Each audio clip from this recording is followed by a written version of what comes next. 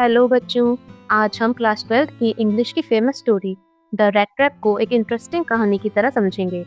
सोचो अगर पूरी दुनिया एक रैट ट्रैप हो जिसमें हम सब एक चूहे की तरह फंस सकते हैं, और अगर एक चोर को अचानक किसी ने कैप्टन समझ लिया तो उसकी जिंदगी कैसे बदल सकती है।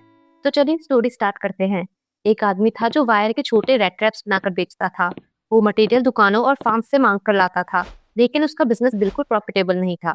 इसलिए कभी-कभी वो भीख मांगता था और कभी-कभी छोटी-मोटी चोरी कर लेता था। उसके कपड़े फटे हुए थे, गाल घसे हुए थे और आंखों में भूख चमक रही थी।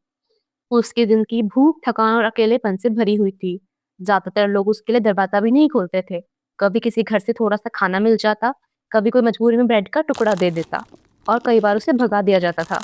एक दिन सड़क पर चलते-चलते उसके दिमाग में एक अजीब सा ख्याल आया। उसने सोचा ये पूरी दुनिया एक बड़ा रैट ट्रैप है। जैसे रैट ट्रैप में चीज बेट होता है, वैसे ही दुनिया में पैसा और कंफर्ट बेट है। बेट मतलब एक ऐसी चीज जिसके थ्रू हम लालच देते हैं, और जो भी इंसान उस लालच में आता है वो ट्रैप में फंस जाता है। ये सोचकर उसे एक अजीब सी खुशी मिल रही थी, क्योंकि दुनिया ने उसके साथ कभी भी अच्छा बिहेव नहीं किया था। एक शाम वो सड़क पर चल रहा था। अंधेरा हो गया था। उसने कई घरों के दरवाजे खटखटाए, लेकिन किसी ने दरवाजा नहीं खोला। लोग उसे डाउटफुल और गरीब समझकर इग्नोर कर रहे थे। लेकिन आखिर में उसे एक छोटा सा कॉटेज मिला। यहाँ एक बूढ़ा क्रॉफ्टर रहता था। क्रॉफ्टर मतलब छोटा फार्मर जिसके पास छोटी जमीन होती है। क्रॉफ्टर अकेला रहता था, इसलिए उसे बात करने वाला मिल गया तो बहुत खुश हुआ। बाकी लोगों की तरह उसने दरवाजा बंद नहीं किया। उसने उस गरीब आदमी को अंदर बुला लिया।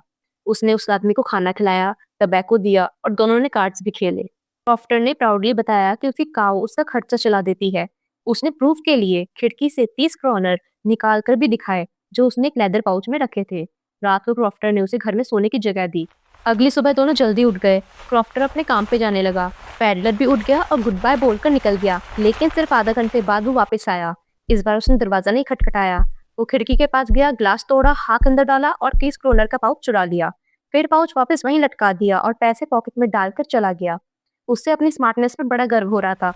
बचने के लिए उसने मेन रोड छोड़ दी और जंगल के रास्ते चलने लगा। शुरू में सब ठीक था, लेकिन जंगल बहुत बड़ा और कंफ्यूजिंग था। वो चल रहा था, लेकिन बार बार वही जगह पर वापस आ जाता। तब उसे अचानक अपनी रैट ट्रैप वाली थ्योरी याद आई। उसने सोचा अब मैं खुद इस दुनिया के रैट ट्रैप में फंस गया हूँ। जंगल उसे एक जेल की तरह लगने लगा। थक कर वो जमीन पर गिर गया। उसे लगा अब यही उसका एंड है।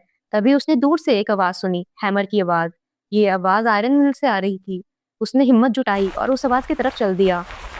वो पहुंचा राम्सजो आयरन वर्क्स पर। जब रेटर पैडलर आयरन मिल की फोर्ज में पहुंचा, अंदर दो ब्लैकस्मिथ काम कर रहे थे। फोर्ज मतलब वो जगह जहां लोहा बहुत गर्म करके शेप दिया जाता है। पैडलर धीरे से अंदर आया और आग के पास जाकर खड़ा हो गया ताकि उसे गर्मी मिल सके। फिर उसने मास्टर ब्लैकस्मिथ से परमिशन मांगी कि वो रात को यहाँ रुक सकता है। ब्लैकस्मिथ ने उसे ध्यान से देखा भी नहीं। उसने सिर्फ हल्का सा सर हिला दिया, जैसे कि हाँ बोल रहा हो। तभी कुछ देर बाद आयरन मास्टर अपनी रात की इंस्पेक्शन पर वहां पहुंचा, और यहीं से स्टोरी का इंटरेस्टिंग ट्विस्ट स्टार्ट होता है।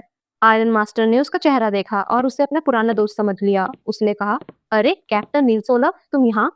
रेटर वाला आदमी हैरान था, लेकिन उसने सच नहीं बताया क्योंकि उसे लगा शायद कुछ पैसे मिल जाएं। आयरन मास्टर ने उसे घर चलने को कहा, लेकिन वो मना करता रहा। उसे डर था कि उसकी 30 क्रोनर वाली चोरी पकड़ी न जाए। आयरन मास्टर फिर वहां से चला गया। फिर उसने अपनी बेटी एडला को भेजा। एडला बहुत काइंड और सिंपल लड़की थी। उसने पैडलर को रिस्पेक्ट से इनवाइट किया और कहा कि वो क्रिसमस उनके घर पर मनाए। उसकी काइंड बातों से पैडलर मान गया। घर पहुंचने के बाद सर्वेंट ने उसे नहलाया, उसका हेयर कट किया, उसे अच्छे कपड़े दिए। अगले दिन जब आयरन मास्टर ने उसे देखा तो उसे पता चल गया कि ये उसका दोस्त नहीं है। वो गुस्सा हो गया, लेकिन पैडलर ने सच बता दिया। पैडलर ने कहा कि उसने कभी नहीं बोला कि वो उनका दोस्त है। ये दुनिया एक रैट ट्रैप है, सब चीजें बेट है जो इंसान को फंसा देती हैं।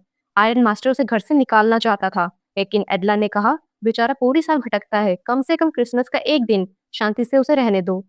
आयरन मास्टर मान गया। उस दिन पैडलर ने पेट भर के खाना खाया और चैन से सोया। शायद कई सालों बाद उसने इतनी शांति महसूस की थी। नेक्स्ट मॉर्निंग वो चुपचाप चला गया। उस सुबह आयरन मास्टर और एडला भी चर्च गए, लेकिन चर्च में उन्हें एक खबर मिली, एक बूढ़े क्रॉफ्टर को लूट लिया गया था, एक आदमी ने जो रेड ट्रैप्स बेचता था। एडला का चेहरा और ज्यादा उदास हो गया।